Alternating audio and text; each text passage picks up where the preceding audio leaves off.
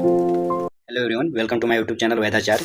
आज हम लोग द्रव्य गुण के एक इंपॉर्टेंट टॉपिक मिश्रक गण के बारे में पढ़ेंगे। मिश्रक गण में बहुत सारे ऐसे योग हैं जो कि हमारे किसी भी व्याधि के लिए अगर कोई हमको ड्रग बनानी होती है तो उसमें ये सब यूज होते हैं। जैसे इसमें पहला है बृहत पंचमूल। बृहत पंचमूल में देखा जाए तो 5 द्रव्य, जैसा नाम से ये पंच, तो 5 इसमें द्रव्य होंगे। कौन कौन से होते हैं? बिल्व, अग्निमंत, शिवनाग, पाटला और गंभारी।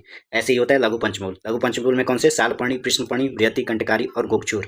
इन दोनों को जब मिलाते हैं हम लोग, बृहत पंचमूल और लघु पंचमूल, तो इससे क्या बन जाता है? बृहत और लघु पंचमूल मिलकर दशमूल बन जाता है। अगर आप लोग को इसके ट्रिक की जरूरत होगी तो आप लोग मेरे कमेंट बॉक्स में कमेंट करिएगा, मैं आप लोग को इसके ट्रिक भी बता देंगे। वैसे ये बहुत बड़ा है तो हम लोग को धीरे धीरे इसको करके पूरा पढ़ना है, ठीक है। इसके बाद आता है कंटक पंचमूल। कंटक पंचमूल में क्या क्या आता है? कर्मर्द, गोक्षुर, सैरेयक, शतावरी और हिंसा। कर्मर्द, गोक्षुर, सैरेयक, शतावरी और हिंसा। उसके बाद आता है बल्ली पंचमूल। बल्ली पंचमूल में क्या क्या आता है? बिदारीकंद, सरीवा, हरिद्रा, गुड़ची और अचश्रृंगी। क्या क्या आता है? बिदारीकंद, सरीवा, हरिद्रा, गुड़ची और अचश्रृंगी, ठीक है। इसके बाद हम लोग पढ़ेंगे तृण पंचमूल। तृण पंचमूल का मैंने एक ट्रिक भी बता दिया, ऐसे ही ट्रिक मैं आप लोगों को देता रहूंगा। कांड, कांड से क्या याद करेंगे? के ए से हो गया कूस कास कांडेक्षु।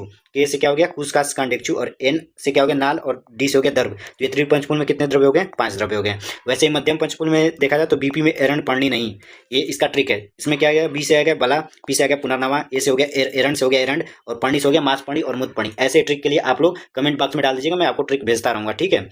इसके बाद हम लोग पढ़ेंगे जीवन पंचमूल। जीवन पंचमूल में आता है जीवंती, जीवक, ऋषभक, काकोली और शतावरी। ध्यान देने वाली बात यह है कि जब हम लोग जीवनी महाकासाय पढ़ते हैं तो उसमें हम लोग फ्लो में याद कर लेते हैं जीवंती, जीवक, ऋषभक, काकोली, क्षीर काकोली। तो क्षीर काकोली नहीं, यहाँ पे शतावरी होता है। जीवंती, जीवक, ऋषभक, काकोली और शतावरी।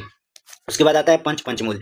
आचार्य सुश्रुत के अनुसार और वाग्भट के अनुसार दोनों अलग अलग पंच पंचमूल होते हैं। सुश्रुत के अनुसार क्या होता है? बृहत, लघु, कंटक, बल्ली और तृण।